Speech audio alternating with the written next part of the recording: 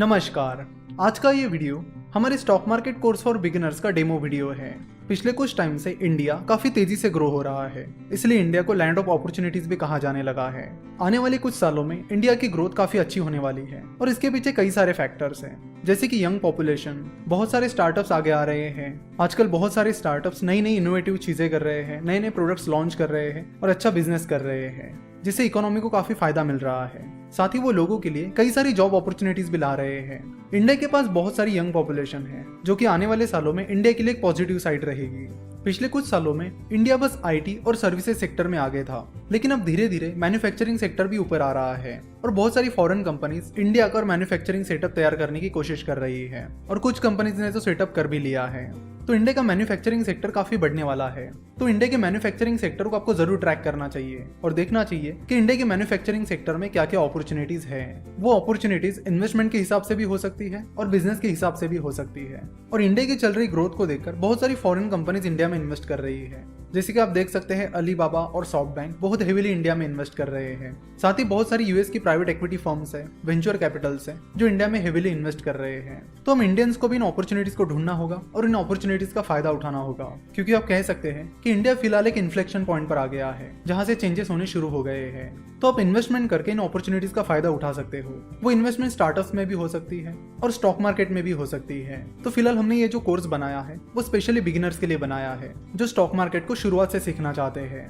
Mister Warren Buffett, जो कि फिलहाल दुनिया के 3rd रिचेस्ट पर्सन है, उन्होंने 11 साल की उम्र में स्टॉक मार्केट में इन्वेस्ट करना शुरू किया था। 11 साल की उम्र में उन्होंने सिटी सर्विस नाम की कंपनी के 6 शेयर्स खरीदे थे। ऐसा नहीं कि पहली इन्वेस्टमेंट से उन्हें सक्सेस मिला, बट धीरे धीरे अपनी गलतियों से वो सीखते चले गए और आगे चलकर एक सक्सेसफुल इन्वेस्टर्स बन गए। सिमिलरली मिस्टर कार्लोस स्लिम हेलू, जो कि दुनिया के 5वें रिचेस्ट पर्सन है, उन्होंने 11 साल की उम्र में गवर्नमेंट सेविंग बॉन्ड में इन्वेस्ट करना शुरू किया था और 12 साल की उम्र में स्टॉक मार्केट में इन्वेस्ट करना शुरू किया था। तो बहुत कम उम्र में ही इन्वेस्टमेंट शुरू करके पहले तो उन्हें कंपाउंड इंटरेस्ट का मतलब पता चला और उसका महत्व भी, कि कंपाउंड इंटरेस्ट कितना इंपॉर्टेंट है और कैसे ये किसी व्यक्ति को बहुत अमीर बना सकता है। मिस्टर वॉरेन बफेट और मिस्टर कार्लोस स्लिम हेलू, इन दोनों ने भी बहुत ही कम उम्र में इन्वेस्टमेंट स्टार्ट की थी और इन्वेस्टमेंट का रूल भी यही कहता है कि जितने जल्दी आप शुरू करोगे उतना बेहतर, क्योंकि कंपाउंडिंग को अपने फेवर में काम कराने के लिए कुछ टाइम पीरियड लगता है। उसके लिए बेहतर होगा कि आप जल्द से जल्द इन्वेस्टमेंट शुरू करें, ताकि कंपाउंडिंग आपके फेवर में काम कर सके। ये जो कोर्स हमने बिगिनर्स के लिए बनाया है, उसमें हमने कंपाउंडिंग को बहुत ही डिटेल में कवर किया है।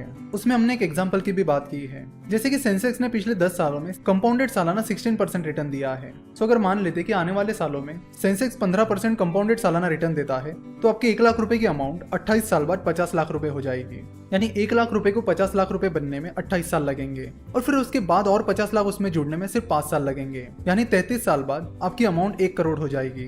तो कंपाउंड इंटरेस्ट का मतलब क्या है? कंपाउंड इंटरेस्ट का मतलब है इंटरेस्ट पर इंटरेस्ट। आपको जो भी रिटर्न्स मिलेंगे उस पर आपको रिटर्न्स मिलेंगे। कंपाउंडिंग के लिए जरूरी है कि आपकी इन्वेस्टमेंट लॉन्ग टर्म होनी चाहिए, तभी कंपाउंडिंग काम कर पाएगी। इन्वेस्टिंग को और डिटेल में समझने के लिए आपको एक्टिव इनकम और पैसिव इनकम को भी समझना पड़ेगा।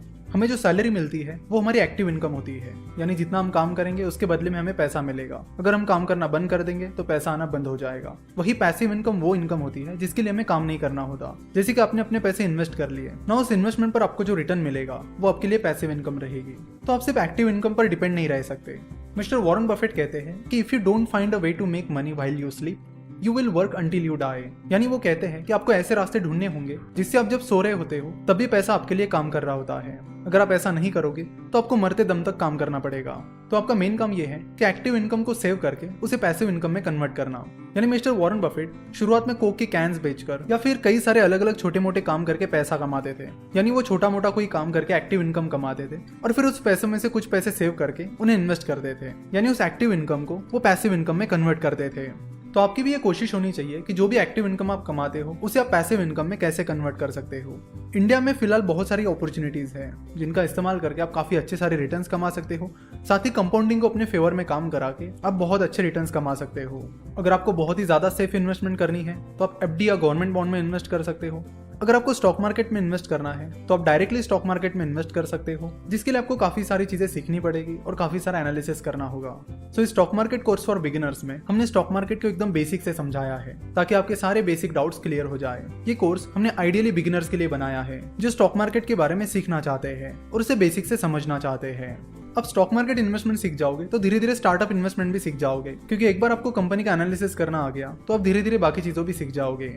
अगर आपको स्टॉक मार्केट सीखने में कोई इंटरेस्ट नहीं है तो आप इंडेक्स फंड के जरिए या म्यूचुअल फंड के जरिए भी इन्वेस्टमेंट कर सकते हो। इस stock market course for beginners में हमने स्टॉक मार्केट के बेसिक्स को बड़े डिटेल में कवर किया है, तो इस कोर्स के बाद आपके सारे बेसिक डाउट्स क्लियर हो जाएंगे। और फिर कंपाउंडिंग कैसे काम करती है, स्टॉक मार्केट कैसे काम करता है, शुरुआत में आपको कौन सी गलतियां नहीं करनी चाहिए, इन्वेस्टमेंट करनी चाहिए या फिर ट्रेडिंग करनी चाहिए, और साथ ही फाइनेंशियल स्टेटमेंट्स और बाकी चीजों का भी बेसिक नॉलेज यहाँ पर दिया गया है।